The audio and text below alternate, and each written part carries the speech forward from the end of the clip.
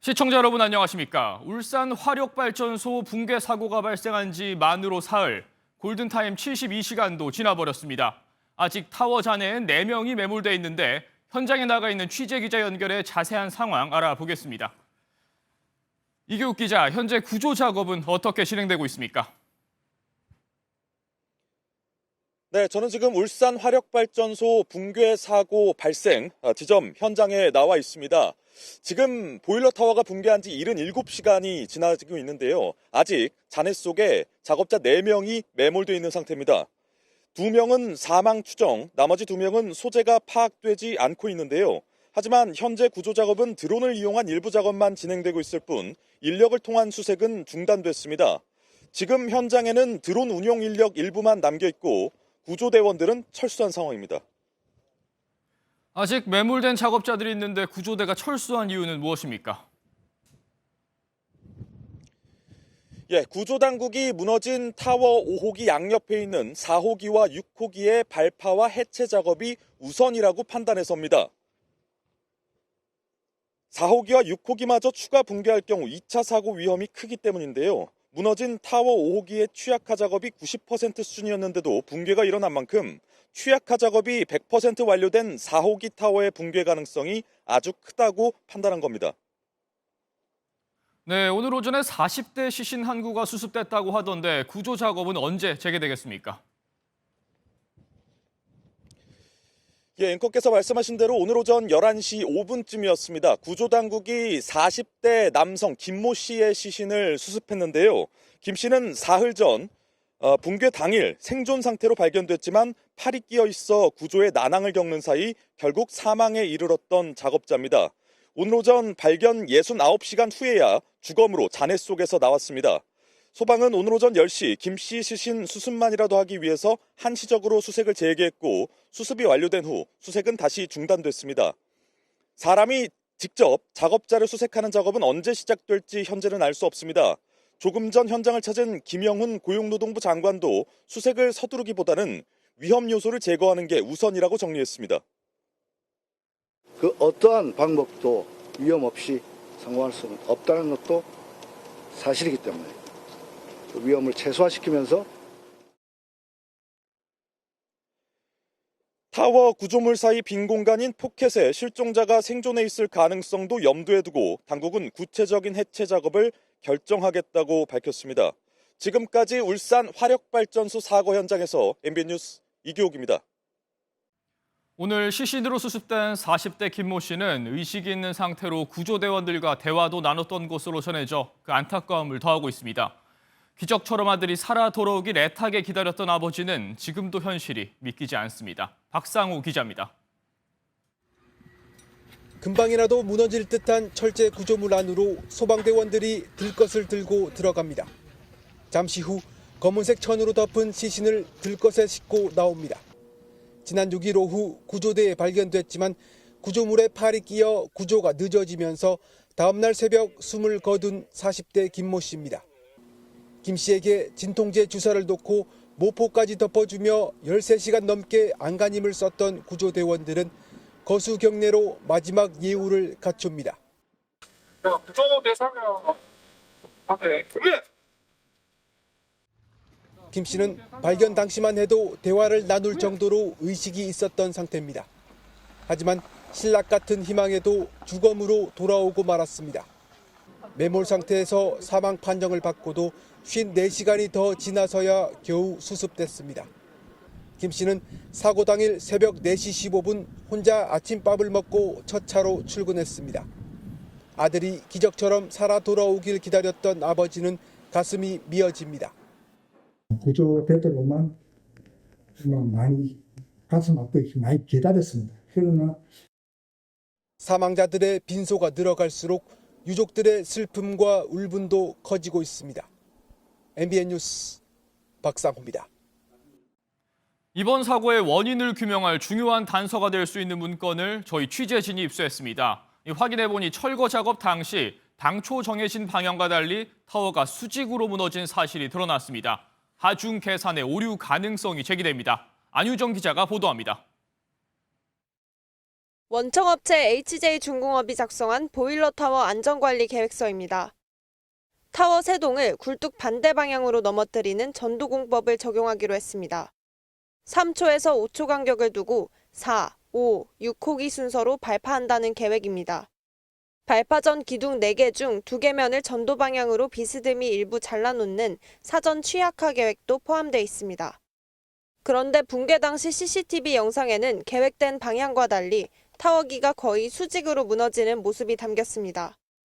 전문가들은 취약화 계획 당시 기둥이 버틸 수 있는 하중 계산 오류 가능성을 제기합니다. 철골 구조라서 실제 발파를 하게 되면 잘 넘어지지가 않거든요. 아마 실제 그 계산했던 것보다도 더 많은 취약화가 돼서 이번 붕괴가 되지 않았나는 게. 이 문건을 하청업체가 현장에서 미흡하게 이행한 건 아닌지도 꼼꼼히 따져봐야 한다고 조언합니다. 하도급을 과정에서의 안전에 대한 관리의 사각이나 혹은 또 관리에 대한 미흡이 있었는지 이런 것들을 들여다보는 게. 전담 수사팀을 꾸린 경찰은 이 문건을 만든 HJ중공업 관계자와 해체 업무를 진행한 하청업체 관계자들을 불러 조사할 방침입니다. MBN 뉴스 안유정입니다. 검찰의 대장동 사건 항소 포기와 관련해 정성호 법무부 장관이 처음으로 입장을 밝혔습니다. 이 포기 과정에 대해 아는 바가 없다며 종합적으로 판단한 것으로 안다고 전했습니다. 하지만 노만석 검찰총장 직무대행은 법무부의 의견도 참고했다고 밝혀 파장이 예상됩니다. 먼저 조희로 기자가 보도합니다. 정성호 법무부 장관이 검찰의 대장동 항소 포기 논란과 관련해 처음으로 입장을 내놨습니다. 수사팀과 중앙지검은 항소해야 한다는 입장이었는데 항소 포기로 바뀌게 된 과정 등에 대해 아는 게 있는지를 묻는 MBN 질문에 정성호 법무부 장관은 아는 바 없다고 밝혔습니다. 그러면서 여러 사정을 종합해 판단한 것으로 안다고 덧붙였습니다. 검찰청법 제8조에 따르면 법무부 장관이 검찰총장을 지휘할 수 있는데 이런 적극적인 지휘권을 사용하지 않았다는 뜻으로 풀이됩니다. 노만석 검찰총장 직무대행도 논란 이틀 만에 검찰의 항소 포기 경위를 담은 입장문을 냈습니다. 노 대행은 입장문을 통해 대장동 사건은 통상의 중요 사건처럼 법무부의 의견도 참고했고 판결 취지와 내용을 종합적으로 고려해 숙고 끝에 내린 결정이라고 밝혔습니다. 그러면서 다양한 의견과 우려가 있음을 잘 알고 있으나 조직 구성원 여러분은 이런 점을 헤아려주기 바란다고 전했습니다. 하지만 검찰 안팎에선 노 대행이 말한 법무부의 의견은 항소를 포기하라는 정 장관의 의중일 수밖에 없다는 지적이 일고 있습니다. MBN 뉴스 조희로입니다. 검찰의 항소 포기를 둘러싼 정치권의 파장도 만만치 않습니다. 국민의힘은 정성호 법무부 장관을 향해 탄핵감이라며 사퇴를 촉구했고 대통령실을 비롯한 윗선의 개입 여부를 밝히겠다고 공언했습니다. 김현 기자의 보도입니다. 국민의힘은 검찰의 대장동 사건 항소 포기 결정에 대통령실 등 윗선의 개입이 있었는지 밝혀야 한다고 목소리를 높였습니다. 국민의힘 법사위 소속 의원들은 정성호 법무부 장관은 탄핵감이라며 국회 차원의 진상조사와 함께 정 장관의 사퇴를 촉구했습니다. 정성호 법무부 장관은 즉각 사퇴해야 할 것입니다. 그리고 대통령실 개입 여부, 대통령의 지시 여부에 대해 명명백백하게 밝혀야. 당 지도부도 국회 청문회와 상설특검 등을 언급하며 공세 수위를 높였습니다. 국정조사부터 신속히 진행함으로써 대장동 비리의 전모를 낱낱이 국민께 밝히기를 제안합니다. 국민의힘과 한동훈 전 대표, 개혁신당까지 야권의 집중 포화가 쏟아지면서 검찰의 항소 포기에 대한 야권의 총공세는 계속될 전망입니다. MBN 뉴스 김현입니다. 더불어민주당은 오히려 항소 포기에 반발한 대장동 검찰 수사팀을 향해 역공을 펼쳤습니다. 김건희 여사 사건 때는 왜 가만히 있었냐면서 특검 수사를 받아야 한다고 공세를 높였습니다. 계속해서 김태영 기자입니다. 민주당 역시 대장동 사건에 대한 국회 차원 조사가 필요하다고 주장했습니다. 다만 그 대상이 다릅니다. 민주당은 항소 포기에 반발한 대장동 수사팀을 조사해야 한다는 겁니다. 대장동 수사팀이 지금 하는 조직적 반발에 이게 검찰의 행태라면 국정조사 해야죠. 청문회 해야죠. 상설특검 해야 됩니다. 그러면서 대장동 수사팀이 재판에서 지자 반성은커녕 항명으로 맞서고 있다며 친윤 정치검찰의 망동이라고 몰아세웠습니다. 또 검찰이 윤석열 전 대통령 구속 취소나 김건희 여사가 연루된 주가 조작 사건 등에는 왜 가만히 있었는지 따져 물었습니다. 이에 더해 민주당에선 검사에게 배를 가르겠다는 협박을 들었다는 남욱 변호사 증언을 토대로 대장동 사건 자체가 검찰의 조작 기소였다는 점을 부각하고 있습니다. 정치검찰이 이재명 대표를 겨냥해 대장동 민간 사업자들을 회의 후 협박에 허위 진술을 받아 조작 기소했다는 사실이 민주당도 대장동 사건에 대한 국정조사를 신속히 추진하겠다고 밝히면서 정치권에선 한동안 대장동 사건을 둘러싼 마찰이 불가피할 것으로 보입니다. MBN 뉴스 김평우입니다. 검찰의 항소 포기와 관련해 법무부와 검찰 지휘부가 잇따라 입장을 내고 있지만 이 논란은 더욱 확산하는 모습입니다. 사회부 황지연 기자와 자세한 얘기 나눠보겠습니다. 네, 황 기자, 우리가 앞서 기사에서 여러 입장문을 살펴봤습니다. 그런데 그중에서 이 정진우 중앙지검장의 입장문의 경우엔 사실상 반박문에 가까웠습니다. 그렇습니다. 이 노만석 검찰총장 대행은 항소 포기는 이 중앙지검장과의 협의를 거쳐 숙고 끝에 내린 결정이다, 이렇게 밝힌 바 있습니다. 네. 그러면서 늦은 시간까지 쉽지 않은 고민을 함께 해준 정진우 지검장께 미안함과 감사의 마음을 전하고 싶습니다, 이렇게 말했습니다. 그런데 1시간 뒤쯤 나온 정진우 지검장의 입장문은 협의가 있었다기보다는 논쟁이 있었다는 뉘앙스로 나왔습니다.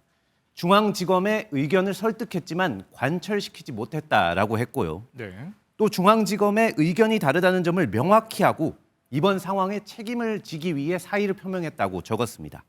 이 사실상 대검 지휘부에 맞서 항소를 하기 위해 최선을 다했다, 이것을 알리기 위한 입장문이었습니다. 네, 그렇다면 대검과 중앙지검의 입장에 차이가 있는 모습인데 이 대검 지휘부와 일선 검사들 사이의 갈등은 만만치 않을 것 같습니다.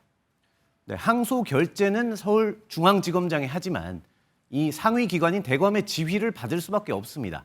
따르지 않으면 항명이 되는 것이죠. 그렇죠. 이번 정 지검장 입장문으로 항소를 해야 한다는 대장동 수사 공판팀과 대검의 입장이 정반대였다는 게 확실히 해졌습니다. 안 그래도 이례적으로 새벽 3시에 이 입장이 나오지 않았습니까? 항소를 하고자 했었다는 수사 공판팀의 목소리가 높은 상황에서 오늘 입장문으로 항명이 더 심해질 가능성까지 엿보이고 있습니다. 네, 그래서일까요? 노만석 직무대행을 향해서 이 사퇴하라, 이런 목소리가 나오고 있다고요. 네, 법무연수원 연구위원인 박영진 검사장은 노만석 대행에게 사퇴를 요구하는 문자를 보냈습니다. 네. 이 검찰의 우욕의 역사를 만들었다면서 지휘권자로 인정하지 않겠다고 밝혔습니다. 이 검사장이 모인 단체 카카오톡 대화방에서도 검사장들의 항의가 쏟아지는 것으로 알려졌습니다.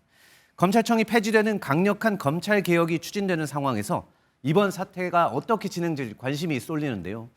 이번 논란 이후 내일이 첫 공식 출근일입니다. 네. 이 정성호 장관은 기자들과 질의응답을 하겠다고 이미 예고를 했고 노만석 대행도 추가 입장을 밝힐 것으로 보입니다.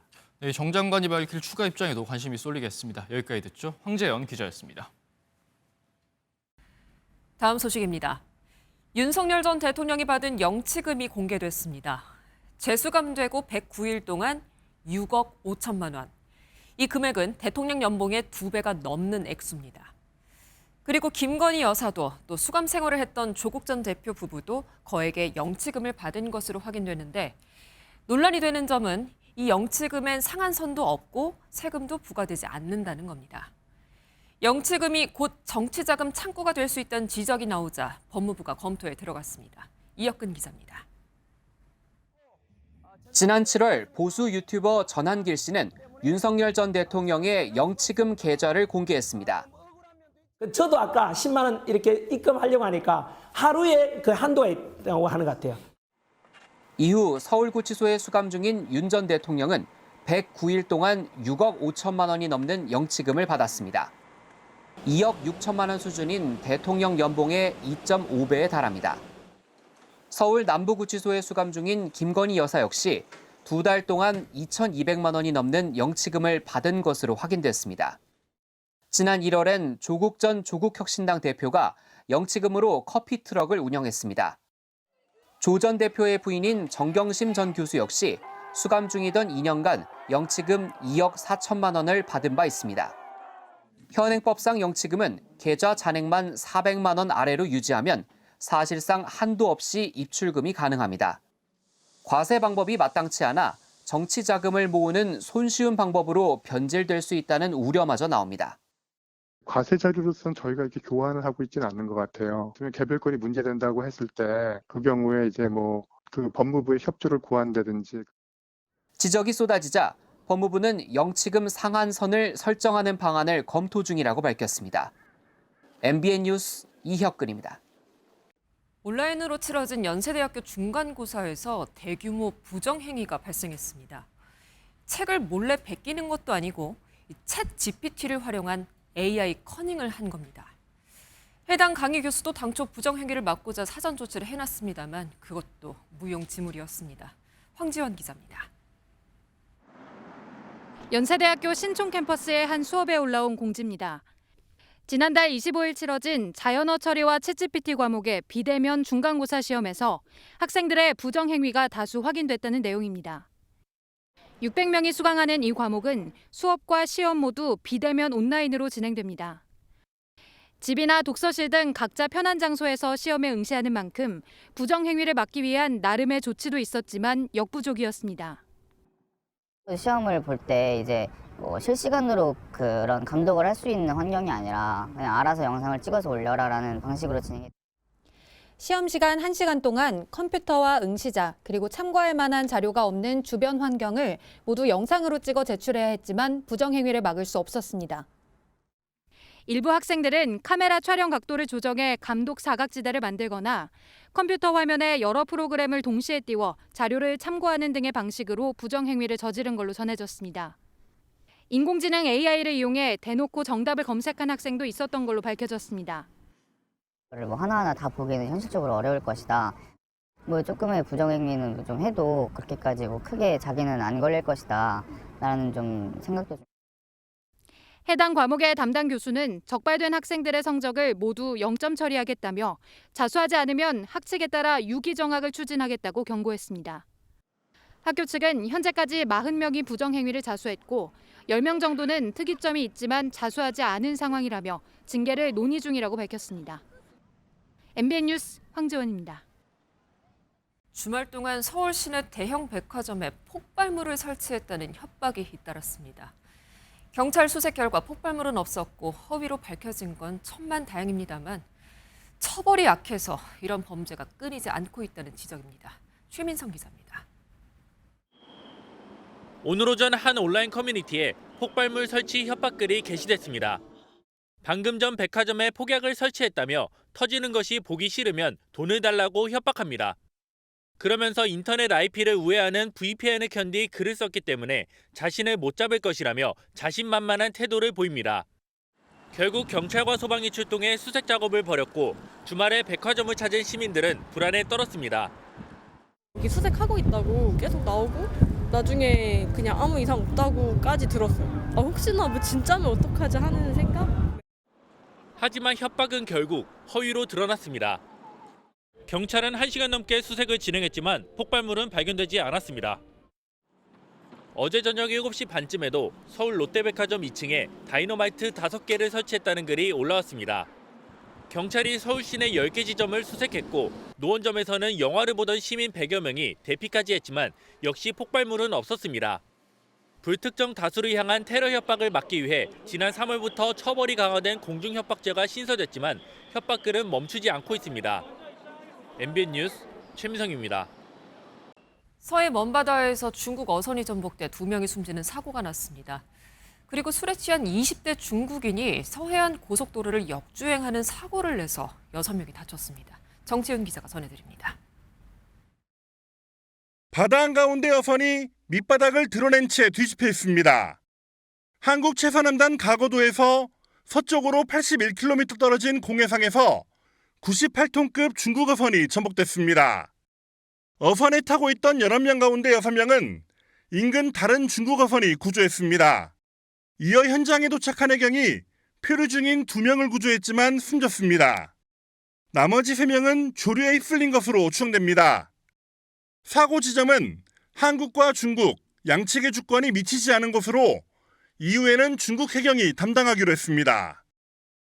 중국 선원들만 탄 배니까 전체적인 사항은 중국 해경이 인계한 상황이에요.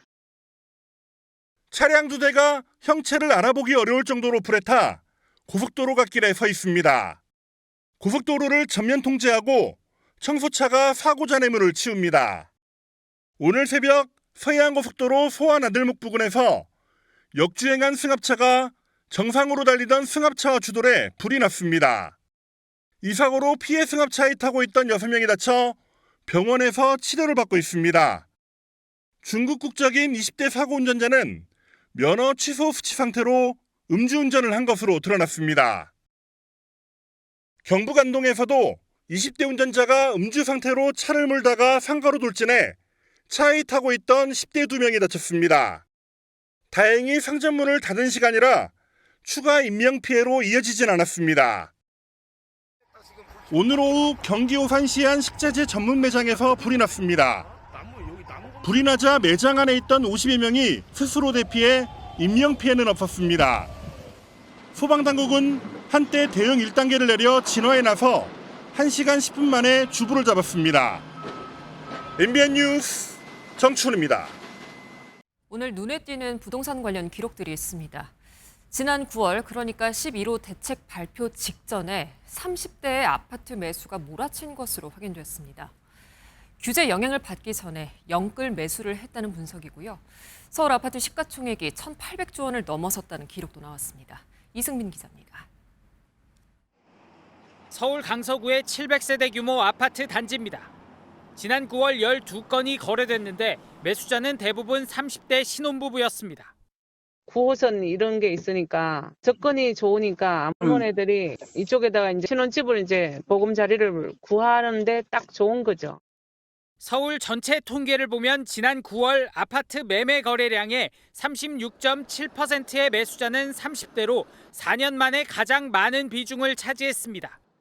강서구뿐만 아니라 관악구, 은평구 등 10.15 대책 전까지 갭 투자가 가능했던 지역들에서 30대 매수 비중이 컸던 것으로 나타났습니다. 9억 원 미만의 소형 아파트 거래가 두드러졌습니다. 대출 규제의 영향을 덜 받는 무주택 또는 생애 최초 주택 구입 수요층의 영끌 매수가 이어졌다는 분석입니다. 가격 상승 추세 속에 서울 아파트 시가총액은 사상 처음으로 1,800조 원을 넘어섰습니다. 코스피 시가총액의 절반이 넘는 규모로 올해 정부 예산의 2.6배에 달합니다. 서울 아파트 시가총액은 올해만 11% 상승했습니다. 공사비 증가에 따른 인플레이션 이런 부분들도 반영이 되다 보니까 기존 주택에도 가격, 물가 상승분이 반영되면서 시가총액이 계속 늘어나는 부분들이. 다만 지난달 정부의 고강도 대책으로 서울 전역에서 갭 투자가 어려운 만큼 시가총액 상승세에 제동이 걸릴 수 있다는 분석도 나옵니다. MBN 뉴스 이승민입니다. 동네 걸으면서 단풍만 봐도 가을의 절정을 느낄 수 있는 그런 날이었습니다. 날도 20도 안팎으로 포근했는데 나들이 하셨는지 모르겠네요. 그런데 내일은 기온이 뚝 떨어집니다. 도톰한 옷 꼭 챙겨 입고 출근하시면 좋겠습니다. 한범수 기자입니다. 푸릇푸릇했던 산자락이 붉고 노랗게 옷을 갈아입었습니다. 나들이객들의 마음도 오색 빛깔로 물들어갑니다. 바람도 선선하게 불고 햇빛도 적당하고 딱 좋은 날씨인 것 같습니다. 살랑이는 바람에 황금빛 갈대들이 화음을 빚어내니 늦가을의 정취가 깊어집니다. 이제서야 가을을 느낀 것 같고 이제 또 입동이 지났는데 가을을 많이 누리고 싶습니다. 겨울이 시작된다는 입동이 지났지만 오늘 낮 최고 기온이 20도 안팎으로 올라 전국이 포근했습니다. 하지만 새로운 한 주가 시작되는 내일은 기온이 뚝 떨어지며 반짝 추위가 찾아오겠습니다. 특히 중부지방에서 기온이 크게 떨어지겠습니다. 서울은 아침 최저 기온이 오늘보다 7도가량 낮은 4도에 머무르겠고 파주는 0도까지 내려가겠습니다. 모레까지 초겨울 같은 추위가 기승을 부릴 것으로 보입니다. 북쪽에서 찬 공기가 남하하면서 바람도 강하게 불어 체감 온도는 더욱 낮겠습니다. 다행히 수능 시험이 있는 오는 목요일 무렵에는 일시적으로 날씨가 풀리겠습니다. 다음 주말을 기점으로는 기온이 영하로 떨어지는 날이 늘어나면서 가을이 서서히 저물어갈 전망입니다. MBN 뉴스 한범수입니다. 북한도 우리와 마찬가지로 고령화 사회에 진입했다는 걸 알고 계십니까? 그래서인지 최근 평양 신도시를 중심으로 각종 운동기구와 안마의자까지 갖춘 노인건강원이란 시설이 생기고 있습니다. 하지만 이 역시도 소수 특권층만을 위한 것이란 평가입니다. 윤지원 기자가 취재했습니다. 북한 노인들이 한데 모여 장기를 두고 당구를 칩니다. 러닝머신을 비롯한 운동기구에 안마의자까지 갖춰져 있습니다. 최근 평양 신도시 곳곳에 생기는 북한식 노인복지시설, 노인건강원입니다. 날로 커만 가는 행복의 웃음소리와 함께 고마운 이 제도를 애국으로 빛내어갈 맹세도 불같이 뜨거워지는 노인건강원은 재작년 처음으로 문을 열었는데 북한에서도 65세 이상 노인 인구가 급증한 데 따른 겁니다. 지난 2023년 기준 북한 인구에서 노인 비중은 11%로 이미 고령화 사회에 진입했습니다. 2050년에는 22%에 육박할 것으로 추정됩니다. 초고령 사회 진입이 멀지 않은 겁니다. 1990년대 고난의 행군, 그러니까 소위 이제 경제난을 겪으면서 인구 결손이 상당히 컸고요. 젊은 세대들이 결혼하는 것도 뒤로 미루고 있고 또 실제 결혼을 해도 아이를 둘 이상 낳지 않는. 이런 흐름에 따라 북한은 지난 2007년 노인 건강과 생활을 지원하는 연로자 보호법을 제정하기도 했습니다. 다만 전문가들은 북한의 재정 여건 등을 고려했을 때 이는 소수 특권층만을 대상으로 하는 선전용 정책일 것으로 평가하고 있습니다. MBN 뉴스 윤지원입니다. 취임 일성으로 워라밸을 버리겠다고 선언한 다카이치 일본 총리가 최근 새벽 3시에 출근해 논란이 된 바 있습니다. 이를 의식해서인지 이번엔 스스로 머리를 깎다가 실패했다는 글을 SNS에 올렸습니다. 이건 또 무슨 의미일까요? 보도에 주진희 기자입니다. 私自身もワークライフバランスという言葉を捨てます。働いて働いて働いて働いて働いて参ります。 마찰을 끄는 말처럼 일하겠다던 다카이치 사나이 일본 총리가 이번에는 SNS에 글을 올렸습니다. 숙소를 나서면 운전사와 경찰관들에게 폐를 끼치기 때문에 집에서 스스로 머리를 깎다가 실패해 남편의 웃음거리가 됐다는 겁니다. 최근 불거진 새벽 3시 출근 논란을 의식한 것으로 보입니다. 총리 취임 이후 처음 출석하는 중의원 예산위원회를 대비하겠다며 무려 새벽 3시에 출근하는 모습이 일본 언론에 포착된 겁니다. 야당은 거세게 비판했고 다카이치 총리는 사과했습니다. 国会の警備とか衛視の方々、聞くところによると約100人ぐらいの規模の皆さんが、待機していると、出張している。そう考えると、じゃあ何時頃家出たのかなと、1時とか1時半。答弁書も全くできてないという状況でございましたので、ご迷惑をかけたと思っております。 일본 언론에 따르면 가장 출근이 빨랐던 역대 총리는 이시바 전 총리의 오전 5시 54분으로 다카이치 총리의 새벽 3시 출근은 전례가 없는 것으로 전해집니다. MBN 뉴스 주유진입니다. 미국의 한 맥도날드 매장에서 환불 처리에 불만을 품은 고객이 직원에게 뜨거운 커피를 던졌다 경찰에 붙잡혔습니다. SNS에 제보 영상을 올린 지 불과 2분 만에 가해 여성을 찾아냈습니다. 안보람 기자가 보도합니다. 미국 미시간주의 한 맥도널드 매장. 한 여성이 직원을 몰아붙입니다. Young lady, Miss Cashier, you a liar. Now you lying. 주문한 음식이 제대로 나오지 않자 환불을 요구하면서 싸움이 시작됐습니다. 1시간가량 음식이 나오길 기다렸지만 커피만 나왔고 바로 환불 처리되지 않는다는 말에 더욱 화가 났습니다.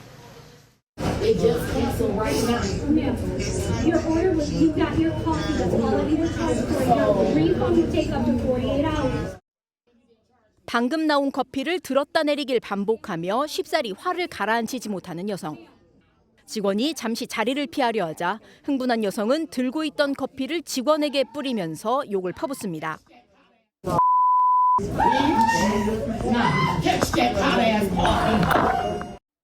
가해 여성은 그대로 사라졌지만 인근에 사는 48살 주민이라는 게 파악되기까진 그리 오래 걸리지 않았습니다. 경찰이 해당 영상을 SNS에 올리며 가해자 찾기에 나서자 순식간에 100건이 넘는 제보가 쏟아졌고 불과 2분 만에 확인된 겁니다. 피해 직원은 목과 팔에 가벼운 화상을 입은 것으로 알려졌지만 경찰은 해당 여성에 대해 중범죄 폭행 혐의를 적용했습니다. MBN 뉴스 안보람입니다. 우리 농촌의 일손 부족 해법을 찾아보는 기획보도 순서, 오늘은 일본의 로봇 농부를 살펴보겠습니다. 고령화를 먼저 경험한 일본에선 일찌감치 로봇을 일꾼으로 도입했습니다. 우리도 참고할 점이 많을 것 같은데 홍지호 기자가 전해드리겠습니다. 일본 미야자키 현에 있는 한 비닐하우스. 수확을 앞둔 피망들 사이로 로봇이 지나다닙니다. 수확철이 되면 이 로봇은 하루 10시간씩 스스로 움직이면서 사람을 돕습니다. 이곳에서 나는 전체 피망의 30% 정도는 이 로봇이 따는 겁니다. 인공지능 AI가 잘 익은 피망을 분석하고 잘라내는데 원하는 크기와 개수도 정할 수 있습니다. 切ってはいけない枝ですとかこういったものを切らないようにでも果実は収穫をできるというこの両立するのが非常に難しかったと。 또 다른 로봇 업체, 곧 농가에 투입될 딸기 선별 로봇이 분주하게 움직입니다. 상처가 나지 않도록 공기로 빨아들이고 한 곳에 모으는데 흠집이 있는 건 알아서 AI가 걸러냅니다. っていうのがとても負荷のかかる作業になっています。なのでそちらは自動化してあげることで、人が負荷っていうのを減らしていこうっていうような考え方のもと開発されました。 밤새 작업이 가능한 오이 수확 로봇도 현장에 투입됐는데 농가 반응은 뜨겁습니다. 皆さんからすごいねとかどうやって動くのって動かす人も楽ちんになってくれて嬉しいっていう反応だと思います。 일본 역시 농업 종사자의 71%가 65세 이상일 정도로 고령화와 일손 부족이 심각한 상황, 로봇이 해결사입니다. 이에 일본 정부는 생산성이 검증된 농가를 집중 지원하는 방법으로 로봇 농부 도입에 박차를 가하고 있습니다. 이런 노력으로 대규모 농가에 다양한 수확 로봇이 투입된 일본과 달리 아직 우리나라는 대부분 실증 단계에 머물러 있습니다.